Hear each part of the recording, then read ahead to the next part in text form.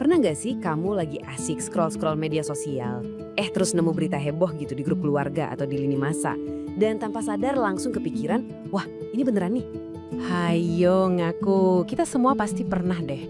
Entah itu berita soal kesehatan, atau promo undian, atau mungkin cerita yang kedengarannya tuh luar biasa banget.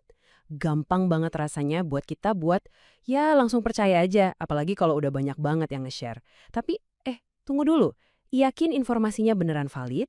Nah ini dia nih masalahnya. Sering banget, argumen yang paling jago bikin kita yakin, yang paling nyentuh perasaan kita, ternyata dibangun di atas logika yang goyah. Jadi ngerasa yakin itu satu hal, tapi kebenaran itu hal yang beda lagi. Oke, biar kita nggak gampang kejebak, kita perlu kenalan dulu nih sama biang keroknya. Apa itu? Kesalahan berpikir. Atau istilah kerennya, sesat pikir. Jadi gini, sesat pikir atau logical fallacy itu intinya adalah ada yang salah dalam cara kita narik kesimpulan. Ada argumen yang kelihatannya sih logis, meyakinkan banget, tapi kalau kita bedah satu persatu, ternyata alasan yang dipakai itu nggak nyambung sama sekali sama kesimpulannya. Analogi paling gampangnya gini deh, bayangin aja ini tuh kayak jebakan logika.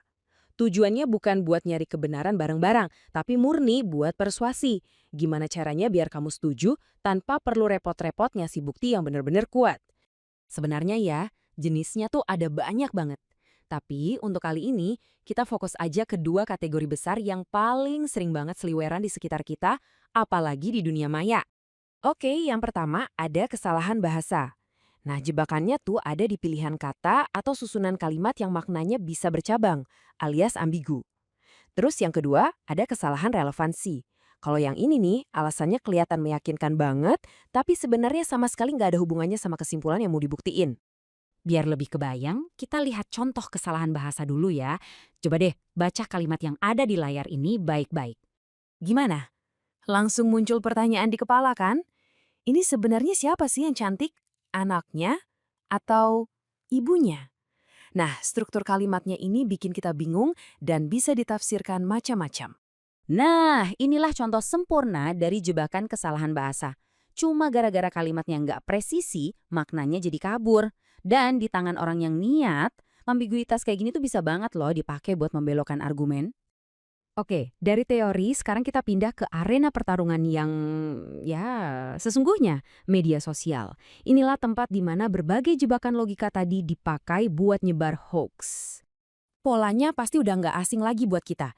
Judulnya dibuat bombastis biar kita kaget, menghebohkan, minum X menyembuhkan semua penyakit.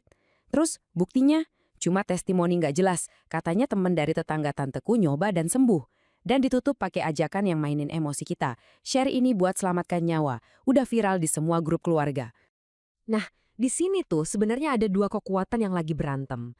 Di satu sisi, ada kecepatan informasi viral yang nyebarnya us-us-us tanpa filter. Di sisi lain, ada proses berpikir kritis yang butuh waktu, butuh jeda, dan butuh kemauan buat bertanya. Oke, jebakan pertama dalam hoax tadi itu namanya appeal to popularity. Dan ini termasuk kesalahan relevansi.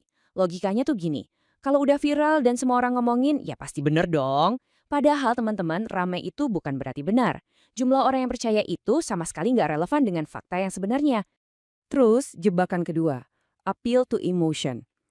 Kalimat kayak bagikan untuk menyelamatkan nyawa, itu sengaja banget dirancang biar kita panik, takut, atau merasa jadi pahlawan gitu. Perasaan kita sih valid, tapi perasaan itu bukan bukti kalau informasinya akurat. Ini jelas argumen yang nggak relevan sama sekali. Oke, kita udah kenal nih musuhnya. Sekarang pertanyaannya, gimana cara kita melatih otot pikiran kita biar lebih kebal sama jebakan-jebakan kayak gini? Gampang kok, ada 3 langkah sederhana yang bisa jadi semacam checklist di kepala kita. Pertama, dan ini paling-paling penting, jeda.